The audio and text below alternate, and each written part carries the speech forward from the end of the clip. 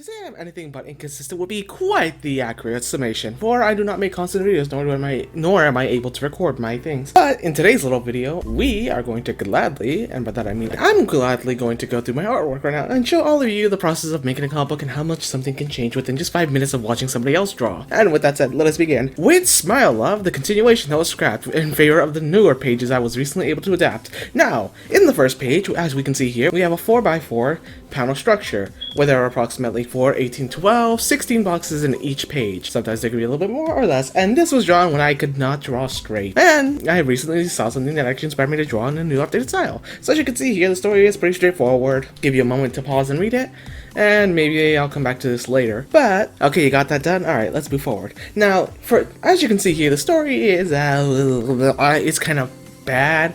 I mean, this was the story I was originally going to use, but because I was recently updated the comic once a bit more, and I was able to compact a lot more information in a bunch of little boxes, which you will see later, we can clearly see that I was trying to go for, oh look, there's a scary thing behind Manny. Manny gets scared and closes the door, and then, anyways, yes, moving forward, we actually see, a weird snake thing, weird puddle monster, and Manny being Manny. Following that up, we see Manny being Manny, and, well, she confronts the weird goo monster, questioning whether or not her friend, who was hit by a car, how many of us have been in that position before, interacts with the goo monster, and the goo monster is revealed to be Insanity, obviously, because who else would turn into a goo monster other than the guy that looks like a literal smiling jester. Moving on to the next page, we get more of the same artwork of them talking. Man, it looks horrible in this one panel. We get a smile from him, even though he's a goo monster, so I question how he even could smile. And moving forward from that, we have Manny being a beast.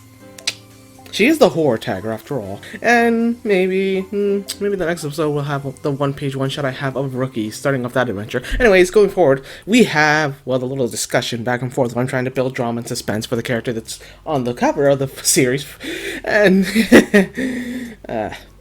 yes, I like the book when it came out initially, but now that I've updated these comic panels, I'm not a real fan of it. I like the little eye texture at the bottom. It looks really cool. I like it a little. I could do without the eyelashes, but I was trying to go for something else. And then we get the same swirly eyes that from that one character we all would recognize. If you know who it is, congratulations. You are smart enough to remember that. Or at least you've been around long enough to know who that is. But yes, Insanity goes on a tirade about how, like, So instead he goes on a discussion, basically talking about the dissimilarities and what he saw within the eye that he saw and the stuff that was happening, and, well, and showing off his more monstrous personality traits. We see him standing atop a burning building with his, I guess, moving forward and seeing different things. And then we get some more close-ups because I still can't draw well. Then we see a picture of Momo, which you wouldn't know who that is if you haven't been on the little side project, along with Insanity being, well, third row, first panel, where he continues the conversation as Manny just, is Manny, and, she's trying to get things straight in order while Insanity is shapeshifting some more, and finds excitement in the idea of finding this person, which, it's hard to write a character's personality when you still haven't gotten it concrete, and even in the process it can change, as you will see later. And, well, he's getting into it. I already had the idea that Insanity just has an obsession for the guy that's on the cover of this book, the one known as Smiler, because he's an insane character that Lily got attached to Smiler because of, well, reasons we'll find out later. But as we can see here, Manny chastises him and the story continues on forward, despite the fact that, what you gonna do? Manny, obviously getting out of character and giving into rage. No, it's actually Manny's starting to get eaten by her thoughts and other information that you do not know, because at this point of the comic, I do not have a lot of information that's on the Manny continues to get more aggravated as the story continues, and I guess what we assume to be homesickness starts to kick in as Manny continues to think to herself and starts losing herself into a rage, something that is not common, and she's something that's out of character, to be honest, since Manny's in a character that gives into rage. She can be silly and act annoyed or angry, but she doesn't give into her inner hatred or rage, because that's a bad thing, and that's how you not make friends. And she prefers to keep her friends around. But moving forward, we see her starting to tear into a tree before she rips out a huge chunk of the trunk. Try saying that, it's kind of hard because they're similar words. And Manny, quickly realizes she's acting just like Tagger, has to relax and try to keep herself calm while Insanity plays psychologist and starts messing with her a little, but they're friends so it's fine. As Insanity does that pose actually be used in the updated comic. I like that pose. It's a fun pose. It's a fun pose to draw your characters in. Manny just sitting on the side of the desk now as she talks to Insanity. He simply puts his head on her tail, something that only a friend could do, because if you didn't know, in hybrid culture, the tail for individuals that have long tails is actually a very important thing to them, which is why in my comic books and in my artwork you will never see a hybrid actually let their tail hit the ground. Just a little bit of lore for you guys if you're actually interested in reading the book and actually paying attention to that detail. If you actually do go back to most of my artwork, or actually all my artwork that features a hybrid with a long bushy tail, you'll notice that the tails don't ever actually touch the ground, unless it's being used to attack or strangle somebody. It's fine then because it is not technically being used to touch the floor, it is being used as a tool or an extension of one's will. Yes, I could actually write a small book around hybrid lore, culture, and their own heritage, and their entire getup, since there's a lot of hybrids and there's a lot of stuff, a lot of ideas I have for them. But we won't be getting into that. We'll do that later. Much later, when I have more books. But moving forward, Manny, Manny's just, a little distraught while her friend tries to comfort her, and Manny tries to, leave and go to her room, as Insanity just muses to himself and talks aloud like most villains do. I don't know. Hard to tell if he's the villain in this story until we get to this part, where we get actually nice wide shots of Insanity just standing there alone in the forest. Park. They're in a park. Keep in mind that all of this is happening in a park, and I'm probably going to come back to this later in the Book of Smile Love, when the authority figures are brought in and then quickly brushed away, because I want to acknowledge that, but then use that for something else later. Just so you know, for right now, any authority figures you might see, they won't play a purpose for the time being until later, where things get more interesting. And that's if I remember to include them, or if I decide to do something else. But Insanity continues to talk to himself, think to himself, what should he do as fires erupt in front of his face?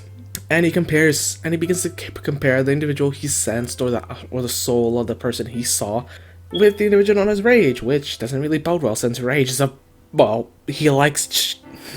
Rage decides to not rip and tear, cease and desist his opponents, while this one would prefer to try to murder him, which makes him quite ecstatic for that idea, but he also gives the vague threat that for his sake, they better not meet.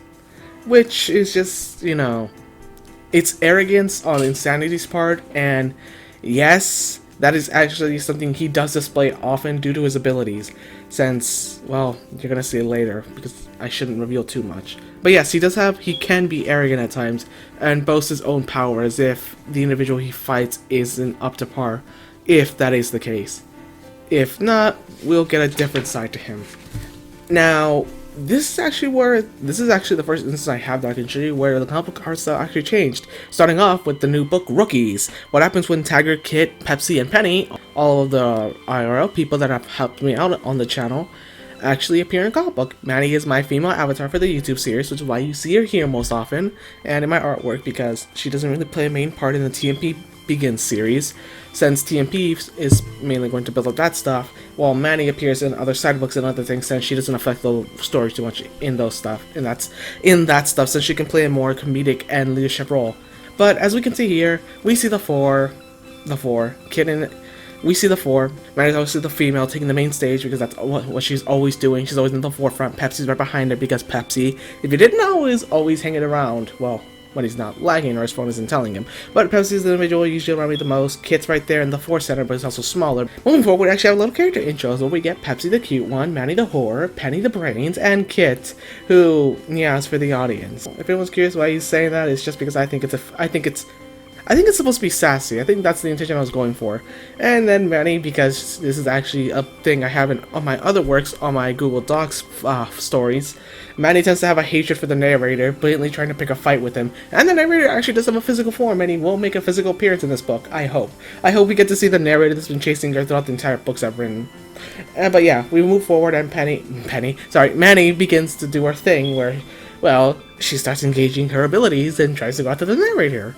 But I'm curious what the history between Manny and the narrator must be if she has this much if she's willing to go after him so soon out of nowhere.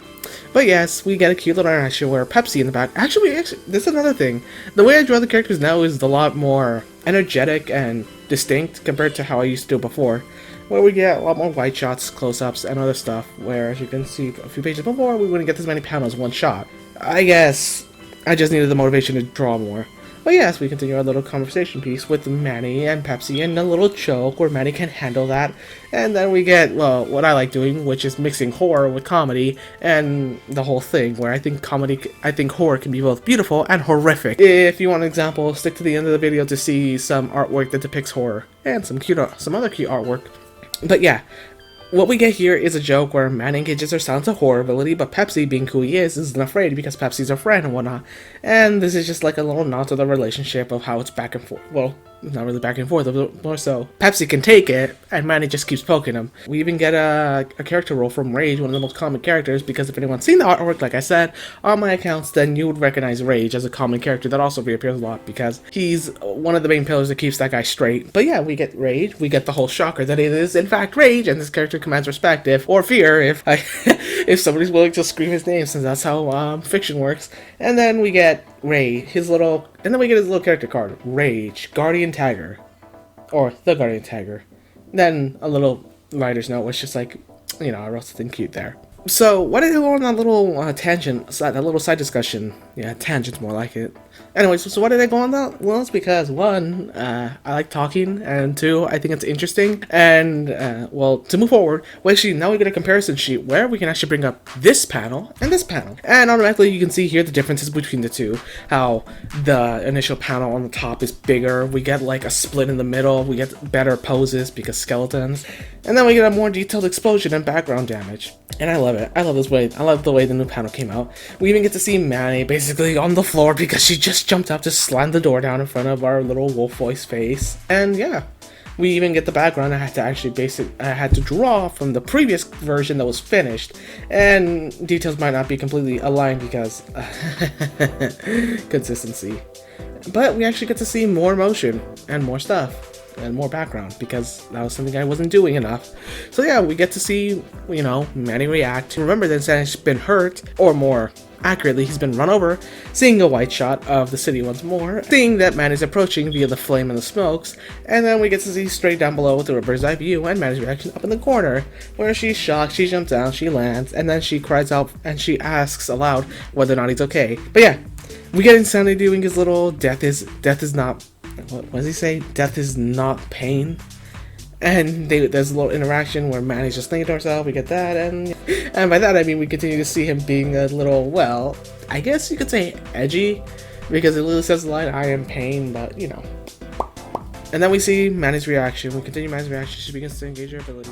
Manny continues her transformation, engaging her horror abilities, and begins to start having a great time. Or by that I mean she tries to be intimidating and scary, which, given her appearance, why not? Yes, but then it's revealed how surprised is actually Insanity just messing with her. I guess he also has a dark sense of humor. Go figure. What you gonna do? But yeah, I actually like the way this panel came out. There's more detail, there's more stuff, and it's just overall better. I just like it. Following that up, we follow, well, less background, but more fun. And Insanity begins to, reveal, yes, he's, oh no, sorry, Manny gets over the fact she was about to go into a horror state and murderize somebody, maybe, and just, thinks, and just is very pleased that it wasn't some psycho murderer trying to impersonate or kill her her friend. As Insanity realizes, yeah, maybe that was going a bit too far with her, since she's not really into the whole friend is dead vibe. And they continue their conversation, going back and forth, talking, have fun. And Insanity begins to go on a little discussion about pain and how it can be used as motivation. And what are you gonna do? He's Insanity. And then, as we continue blitzing forward, Insanity reveals that he just likes being a weird goo monster. I don't know. You tell me. We continue moving forward as he begins to stretch up and reminds Manny of Virus, and another character in the TMP series. For all the name drops, that is just a part of the process. But continuing forward, and to make a quick side joke with Virus, where Virus, this individual that looks awful lot like somebody else, quickly looks up, ponders what he just heard, and then makes a smug remark, but I'm smarter than Pixel. And yes, he is smarter than Pixel, as Manny agrees. But she's a little cheeky with it, saying yes you can be, breaking the fourth wall by directly talking to Virus, before quickly cutting away and turning back to Insanity. It's these types of things I like doing, because it looks fun. Insanity begins to ponder and discuss the thing that, what he saw. Sadie begins to discuss the thing that he's thinking about and how he saw something, or more accurately in this sense, felt something. Something that was, ooh, looks spooky, and then follows up by comparing ooh, spooky to Manny's horror, which is just basically meaning her mind or her soul, which is because Manny is a character who I specifically created to be the horror tagger, but also to be the embodiment of a little phrase I like to say, which is there's beauty in horror, is her horror, while off-putting and gonna be colored weird, or a little bit off. It's more so she has more control over it, which is why it's not such a horrifying picture like the other one before it. And, you know, we get a small cameo from Chibi Fur, who's just being adorable, because I like drawing Chibi Fur. Funny enough, she actually looks like they're just treating her like a plushie or a toy, even though she's a living being. Well, and yeah, that concludes what I currently have for Smile Love, page 3. Fun times, fun times, fun times. And I guess this is the part where you get to see some art I did. And yeah, I know I'm not the best with this, or the fastest, or the most amazing, but what you gonna do? Alright, so what I got for you guys today is Cherry Wolf. This is a depiction of Pepsi Wolf's sister, Cherry Wolf, who is a French wolf, which explains why she's wearing a big coat and the way her style is. Taking much less inspiration for the French and more of an aesthetic choice, because I also try to blend my characters with their own unique styles. I like it. The background in the background is just the background, but I like the background too. The clouds look so fluffy and real. Moving forward, we have Manny dressed in a more formal attire, but also having a little shark and, or should I say, having a bit more of a spooky outfit, and the only thing that's actually spooky, tying her to being a horror character, being her little shark bow tie. Yes, it's meant to be a shark. I'm sure you can figure that out from the bite marks. And I just like city backgrounds. They can just look so nice sometimes, especially with the colors I use, because I love color. After that, we have Pepsi Wolf. This is Pepsi Wolf's new profile picture, and it's just him blushing and being shy. I ripped this from a comic book that's probably never going to be released, but hey, at least I think that's where I got this from. But it takes more, I like it, minimalist background, shy wolf, it captures Pepsi so well. And to finish this all off, we have the most recent picture I have, which is probably going to be out by the time this video is out, where it's Lacking Faith. A depiction of Sin, the individual who is the main villain of the series, a depiction of Sin over someone's grave, as a certain somebody in this book is actually in the background. But I like it. The thing I really want is a copy or a pair of his shoes. I mean, I just love the gem designs on the back and how sleek it looks. It's like kind of futuristic but kind of casual too. And I just like his red coat and black pants. He used to have a much more generic design, and awful design in my opinion, where he was just wearing an orange Tiger hoodie, but I quickly, after I made a book called The Emerald Assassin, gave him a similar outfit, and now he's this. Oh man, he just looks so nice. I just like his appearance. I just like his new design overall. I didn't think I'd like it that much, but no, I like it. It took a couple tries to get there, but I like this incarnation of Sin. It's very, very nice. Very, very nice. I like it. I also like the way the sword came out and the bubbles. The bubble tree. I don't know. I like how out of all the backgrounds I've done, that's the only one. Oh no, wait. You can actually see the transition. Because Cherry Wolf came first and her background was blue skies, light blue and dark blue. Moving over to Manny, we got purple skies with an orange light coming from the city.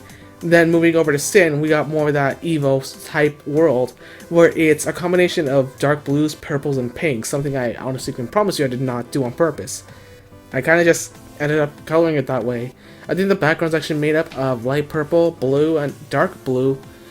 I believe the background for the clouds are a bubblegum pink, the stars are a bright white, the moon's a light yellow, and the background itself of the sky is dark blue mixed with purple, dark purple, and pink, giving it this type of color. Looks very nice. Looks very nice. I like how shading and color can really help a drawing pop. I mean, if you look at this version of the drawing, which doesn't have any of that, it's like night and day. That's everything I have for you. I'll see you guys later. Bye.